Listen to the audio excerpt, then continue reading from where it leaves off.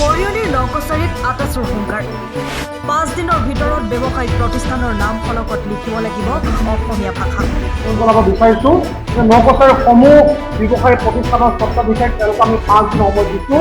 5 দিন সময়ৰ ভিতৰত আপোনালোকে নিজৰ আচলতে যিসমূহ তেওঁলোকৰ সংকেত ফলক আছে, যিসমূহ চাইনবোৰ্ড আছে, আপোনালোকে অসমীয়া ভাষাত বাধ্যতামূলকভাৱে লিপিবদ্ধ কৰাৰ ব্যৱস্থা গ্ৰহণ কৰক। মৰিয়নি নকছাৰীত আটাচুৰ সংবাদমেল।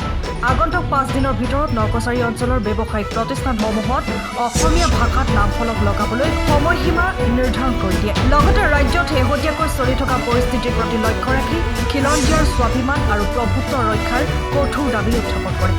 সংবাদমেলত আটাচুৰ দাবী, নকছাৰী অঞ্চলত ইতিমধ্যে প্ৰায় 10% ভূমি অনা অসমীয়াৰ হাতত গৈছে আৰু 10% ভূমি যোৱাৰ পথত। ইয়াৰ লগতে আগন্তুক বৰ্ষত নকছাৰী অঞ্চলৰ ইটা ভাটাসমূহত কোনো ধৰণৰ মিয়াৰ প্ৰৱেশ কৰিবলৈ নিদিয়ে, তাৰ প্ৰতি কঠোৰ হ'বলৈ দাবী কৰে। অন্যথা জংগী আন্দোলনৰ সন্মুখীন হ'ব বুলি মত প্ৰকাশ কৰে। সমিতিৰ তৰফৰ পৰা সমূহ শ্ৰদ্ধাৰ সাংবাদিক বন্ধুলৈ সংগ্ৰামী অভিনন্দন জ্ঞাপন কৰিছোঁ। আটাচুৱে জন্মলগ্নৰে পৰা আহোম জনগোষ্ঠীৰ লগতে অসম তথা অসমীয়া খিলঞ্জীয়া ৰাইজৰ সুৰক্ষিত ভৱিষ্যতৰ স্বাৰ্থত আজি পৰ্যন্ত বিশেষ পদক্ষেপ গ্ৰহণ কৰি আহিছে।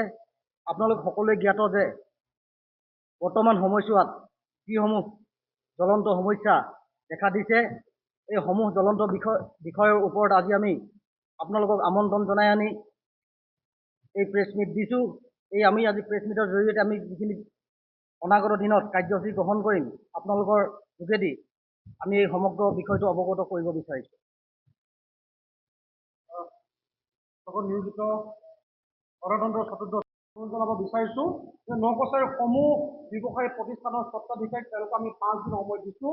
5 দিন সময়ৰ ভিতৰত আপোনালোকে নিজৰ আচলতে যিসমূহ তেওঁলোকৰ সংকেত ফলক আছে, যিসমূহ চাইনবোৰ্ড আছে, আপোনালোকে অসমীয়া ভাষাত বাধ্যতামূলকভাৱে লিপিবদ্ধ কৰাৰ ব্যৱস্থা গ্ৰহণ কৰক। প্ৰথম কথাটো হৈছে, আমি নকছাৰী আঞ্চলিক সমিতি সদৌতায়ন ছাত্ৰ সন্থাই কেন্দ্ৰীয় সমিতিৰ উদ্যোগত বিভিন্ন ধৰণৰ কাৰ্যসূচী গতানুগতিকভাৱে চলি আছে। অসমীয়া জাতি তথা আহোম জনগোষ্ঠীয় ৰাইজে হওক বা অসম আৰু অসমীয়াৰ স্বাৰ্থত তেওঁলোকে নিৰৱচ্ছিন্নভাৱে কাৰ্যসূচী চলাই আছে। কিন্তু এটা কথা আমি নকছাৰীৰ পৰা বাৰ্তা প্ৰেৰণ কৰিব বিচাৰিছোঁ যে প্ৰথম আৰু প্ৰধান কথাটো হ'ল যে আমি যদি নকছাৰী ব্যৱসায়িক ক্ষেত্ৰখনলৈ যদি মন কৰোঁ, এই নকছাৰী ব্যৱসায়িক ক্ষেত্ৰখন যদি আপুনি চাই, এই ব্যৱসায়িক ক্ষেত্ৰখনৰ এটা সম্পূৰ্ণ সৃজন আচলতে সন্দেহযুক্ত নাগৰিকেৰে ভৰি পৰে। এই সন্দেহজনক নাগৰিকৰ তেওঁলোকৰ কোনো পুলিচ ভেৰিফিকেশ্যন হয় নাই আমি নাজানো, কিন্তু তেওঁলোকে যে বিভিন্ন সময়ত গত সময়ত তেওঁলোকে অবৈধ নাগৰিকেৰে সন্দেহযুক্ত নাগৰিকে যে ব্যৱসায় চলাইছে, সেই কথা প্ৰতীয়মান হৈছে। নকছাৰী যিসমূহ ইটা ভাটা আছে, আমি যদি 10টা ইটা ভাটা আমি যদি ধৰোঁ, এই 10টা ইটা ভাটাত যদি গড়ে 50 জনকৈ যদি সন্দেহযুক্ত নাগৰিক আহে, প্ৰতি বছৰে 500জন সন্দেহযুক্ত নাগৰিকে নকছাৰীখন ভৰি পৰে। এই 500জন নাগৰিকৰ তথ্য আৰক্ষীৰ ওচৰত আছেনে নাই আমি এতিয়ালৈকে গম পোৱা নাই, তেওঁলোকে ভেৰিফিকেশ্যন কৰে আমি নাজানো। গতিকে সেইকাৰণে আমি আজি এই সংবাদমেলৰ পৰা আমি এটা তেওঁলোকক অনুৰোধ জনাব বিচাৰিছোঁ। প্ৰথমে আমি অনুৰোধ কৰিছোঁ, তেওঁলোকক বিনম্ৰ গুহাৰি জনাইছোঁ যে এতিয়া যিহেতু তেওঁলোকৰ ইটা ভাটাৰ তেওঁলোকৰ ছিজন আহি আছে, খৰালি কালত তেওঁলোকৰ ছিজন আৰম্ভ হ'ব, গতিকে আমি সমূহ ইটা ভাটাৰ ব্যৱসায়ীসকললৈ আমি এটা কথা স্পষ্টভাৱে তেওঁলোকক আমি অনুৰোধ জনাব বিচাৰিছোঁ যে অহা বৰ্ষত যি আপোনালোকৰ কাম আৰম্ভ হ'ব, তাত যাতে এজনো অবৈধ বাংলাদেশী নাগৰিকে হওক বা অবৈধ সন্দেহযুক্ত নাগৰিক যাতে নকছাৰী ভৰি নপৰে, তাৰ প্ৰতি আপোনালোকে বিশেষ পদক্ষেপ গ্ৰহণ কৰিব লাগিব। সেই তাই এখন ছাত্ৰ সন্থা আপোনালোকলৈ স্পষ্ট আপোনালোকৰ বিনম্ৰ গুহাৰি। নকছাৰী হৈ থকা বিভিন্ন কৰ্মযাতে বিচাৰ আমি দুদিনমানৰ আগতে আমি তাতো দেখিবলৈ পাইছিলোঁ যে এচাম সন্দেহযুক্ত নাগৰিক আহি পেলাই তেওঁলোকে ইয়াত কাম কৰে। থলুৱা খিলঞ্জীয়া ৰাইজক তেওঁলোকে আচলতে কাম কৰিব নোৱাৰে বুলি অপবাদ জাপি দিয়ে, তেওঁলোকৰ কামসমূহ লেহেমীয়া হয় বুলি অপবাদ জাপি দি আচলতে বহিৰাগত মানুহে অসমখন ভৰাই পেলাই, নকছাৰীখন ভৰাই পেলায়। আমি তাত দেখিবলৈ পাইছিলোঁ যে কোনো ধৰণৰ প্ৰশাসনেই হওক বা আৰক্ষী বিভাগে হওক তেওঁলোকৰ ব্যৱস্থা কোনো ধৰণৰ লোৱা আমি পদক্ষেপ কৰিব পৰা নাছিলোঁ। গতিকে আমি এতিয়া যিহেতু আমি সকলোৱে বুজিব পাৰিছোঁ, শিৱসাগৰ কাণ্ডই আমাক এটা কথা জোকাৰি তুলিছে, আমাক ভীমৰ কাণ্ডে এটা কথা জোকাৰি তুলিছে, আৰু অসমত দৌমিক হৈ থকা বিভিন্ন ঘটনা জোকাৰি তুলিছে যে এতিয়াই যদি আমি যদি পদক্ষেপ গ্ৰহণ নকৰোঁ, তেতিয়া এদিন যেতিয়া জোৰ পুৰি হাত পাবহি, তেতিয়া আৰু আমি মান পাতিব কোনো দৰকাৰ নহ'ব। সেইকাৰণে আমি স্পষ্টভাৱে নকছাৰী সমূহ ব্যৱসায়িক ক্ষেত্ৰত স্বত্বাধিকাৰীসকলক আমি এটা অনুৰোধ জনাব বিচাৰিছোঁ।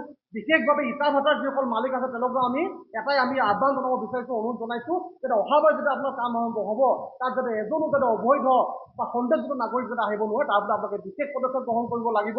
আৰু এই ক্ষেত্ৰত আমাৰ মৰিয়নি ৰাজচক্ৰ বিষয়া মহোদয় আছে, মৰিয়নি আৰক্ষী থানাৰ সন্মানীয় বিষয়া আছে, আমি তেওঁলোককো অনুৰোধ জনাইছোঁ আৰু বিধায়ক মহোদয়ক আমি সন্মানিত অনুৰোধ জনাইছোঁ যাতে এই ক্ষেত্ৰত যাতে আপোনালোকে সতৰ্ক দৃষ্টি নিবদ্ধ ৰাখে, যাতে কোনো ধৰণৰ অবৈধ নাগৰিকে নকছাৰীখন ভৰি নপৰে আৰু আটাইতকৈ কিন্তু এই ক্ষেত্ৰত কঠোৰ দৃষ্টিৰে নিবদ্ধ কৰিব সেয়া স্পষ্ট।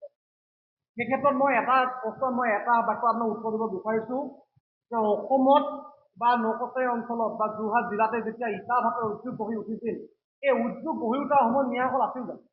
এই উদ্যোগটো গঢ়ি উঠাৰ সময়তো থলুৱা লোকেৰে তেওঁলোকে কাম কৰিছিল, তেওঁলোকে থলুৱা তেওঁলোকে লেবাৰ নিযুক্ত কৰিছিল, তেওঁলোকে ভাটা চলাই গৈছিল, উদাহৰণ আছে। কিন্তু সময় যেতিয়া বাগৰি আহিল, কেৱল মাত্ৰ তেওঁলোকে আচলতে নিজৰ ব্যক্তিগত মুনাফাৰ বাবে কম পইচাত অধিক কাম কৰিবৰ বাবে সন্দেহযুক্ত নাগৰিকৰ গোটেইখন বসতিস্থল পাতিলে। গতিকে আমি এটা অনুৰোধ জনাইছোঁ যে সমূহ যিসকল আচলতে খিলঞ্জীয়া যিসকল স্বাভিমান থকা যিসকল ব্যৱসায়ী আছে, অসমীয়া আছে, তেওঁলোকে স্বাভিমান ৰক্ষা কৰক।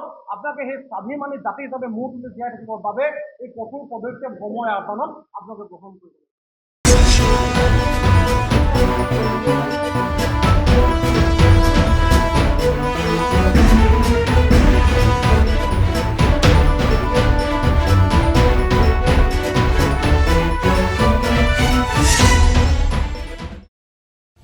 সময়ৰ খবৰ সময়ত পাবলৈ ফ'ল' কৰক টাইম অফ আছাম।